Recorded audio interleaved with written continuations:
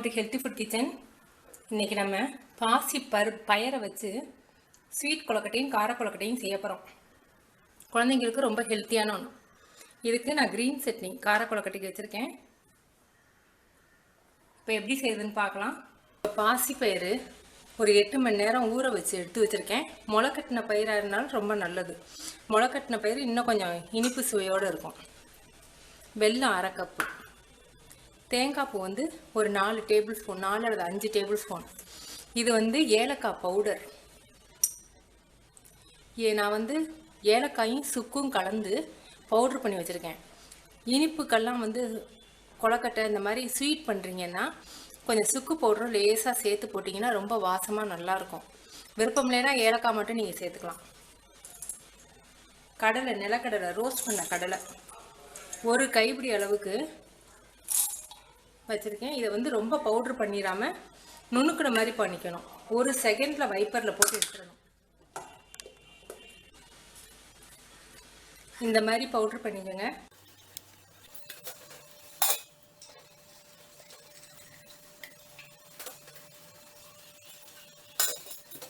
அஞ்சு நிமிஷத்தில் வெந்துடும். வெல்லம் ஒரு 1/4 கப் தண்ணி போதும்.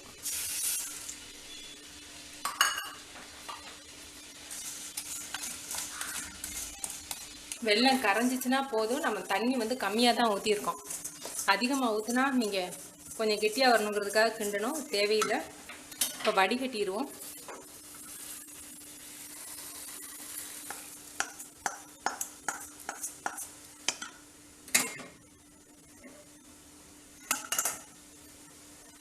பாகு ரெடி.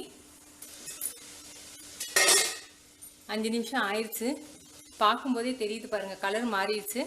நல்லா மசிகிற அளவுக்கு வெந்துருச்சு. இப்போ நம்ம இதை எடுத்துடலாம்.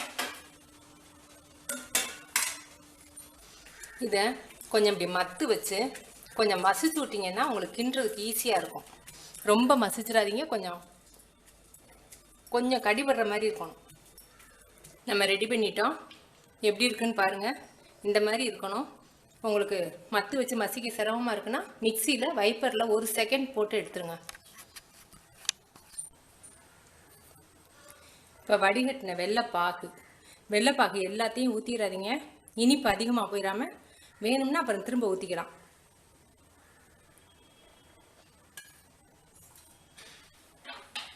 தேங்காய் பூ,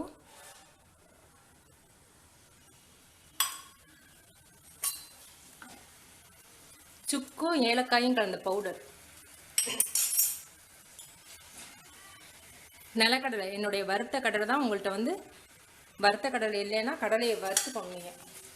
முந்திரி பருப்பு கூட போடலாம்.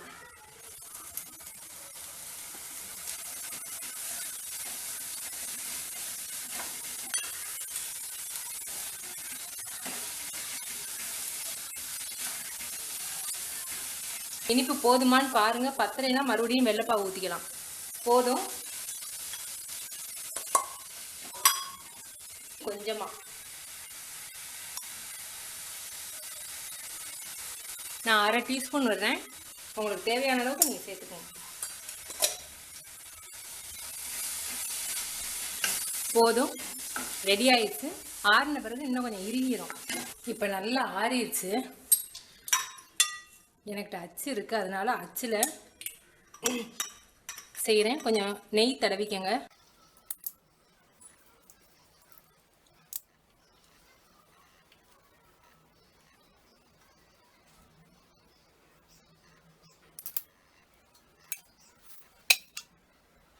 அச்சு இல்லாதவங்க கையில் உங்களுக்கு வந்து நெய் அப்ளை பண்ணிக்கிட்டு உங்களுக்கு என்ன ஷேப்பில் பிடிக்குதோ அப்படி நீங்கள் உருட்டிக்கலாம். பாசிப்பருப்பு ஹெல்த்தியான ஸ்வீட் கொழுக்கட்டை ரெடி. இப்போ காரத்துக்காக ஸ்வீட் சாப்பிடாதவங்க வீட்டில் இருந்தாங்கன்னா காரத்துக்கு வேணும் இல்லையா, நம்ம வேக வச்சுருக்க பாசி பயறு நம்ம மிக்சியில் அரைச்சி வச்சுருக்கோம் இல்லையா, மிக்சியில் வைப்பரில் போட்டு வச்சுக்கோங்க. இல்லாட்டி மத்து வச்சு இந்த மாதிரி உதிரியாக இருக்கணும். இந்த மாதிரி இருக்கணும். தேங்காய் பூ ஒரு 2 டேபிள் ஸ்பூன் எடுத்துக்கோங்க. கருவேப்பிலை கொஞ்சம், சின்ன வெங்காயம் ஒரு 5-6 வெங்காயம் நறுக்கி வச்சுருக்கேன், ஒரு மிளகாய். இது வந்து அரிசி மாவு. நீங்கள் அரிசி மாவு எந்த அரிசி மாவு வேணாலும் எடுத்துக்கலாம். நமக்கு ஸ்வீட்டுக்கு வந்து வெள்ளைப்பாகு இறுக்கமாக பிடிச்சிக்கின்றோம் பாசிப்பயிரை. உப்பு கொழுக்கட்டைக்கு அரிசி மாவு சேர்க்காட்டி அது வந்து இறுக்கமாக பிடிக்காது. உப்புமா மாதிரி பாசிப்பயிறு உப்புமா மாதிரி போயிடக்கூடாது. அதனால் அரிசி மாவு வந்து நீங்கள் எந்த கப்பில் வேணாலும் எடுத்துக்கோங்க. அதே கப்பில் நம்ம தண்ணி அளந்து ஊற்றிக்க போகிறோம். இப்போ இது எப்படி செய்யுதுன்னு பார்க்கலாம். இப்போ கார கொழுக்கட்டைக்கு 1 டேபிள் ஸ்பூன், அதை விட கம்மியாக தான் ஊற்றிருக்கேன், ஆயில் ஊற்றி கடுகும் உளுந்தம்பருப்பும் 1/4 ஸ்பூன்,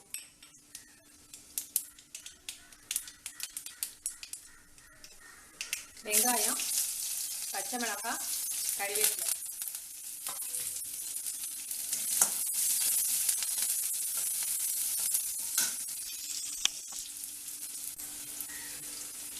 இப்போ நம்ம எந்த அளவுக்கு அரிசி மாவு எடுத்தோமோ அதே கப்பில் எந்த அளவுக்கு நான் அரிசி மாவு எடுத்தனோ அதே அளவு தான் தண்ணி வச்சுருக்கேன்.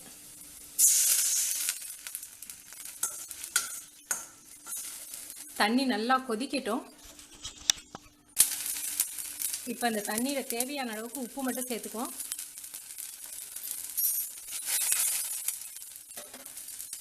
தேங்காய் பூ. இப்போ அடுப்பை குறைச்சி வச்சுக்கோங்க. மாவு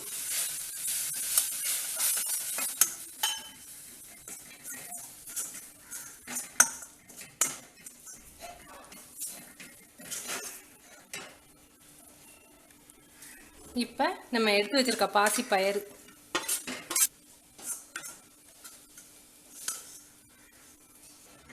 ரெடி ஆயிடுச்சு. பாத்திரத்துலேருந்து மாவை மாற்றி வச்சிடணும். அதே பாத்திரத்தில் ஆறட்டும்னு வச்சிங்கன்னா அடியில் இருக்க மாவு நல்லா வெந்து ஒரு மாதிரி முருகின மாதிரி ஆயிரும். கொழுக்கட்டை நமக்கு ரெடி. இதை வந்து நம்ம ஸ்டீமில் வைக்கணும். ஏன்னா நம்ம அடுப்பில் தான் வச்சு மாவு கிண்டி இருக்கோம். ஸ்டீமில் வச்சா தான் கொஞ்சம் நல்லா வேகும். கொழுக்கட்டை உருட்டியாச்சு. இதை ஸ்டீமில் வச்சுருவோம். கொழுக்கட்டை செய்யும்போது அரிசி மாவை இந்த மாதிரி அடுப்பில் வச்சு கிண்டுனீங்கன்னா கொழுக்கட்டை எப்போவுமே ஆறுனா கூட சாஃப்டாக இருக்கும். 5 நிமிஷத்தில் வெந்துடும். 5 நிமிஷம் ஆயிடுச்சு.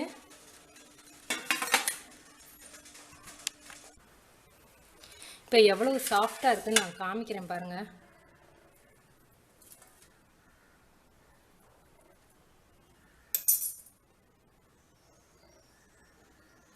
நல்லா வெந்து நல்லா சாஃப்டாக ரொம்ப வாசமாகவும் இருக்குது. நீங்கள் செஞ்சு பார்த்துட்டு உங்கள் கமெண்ட்ஸ் எனக்கு சொல்லுங்கள். தேங்க்யூ.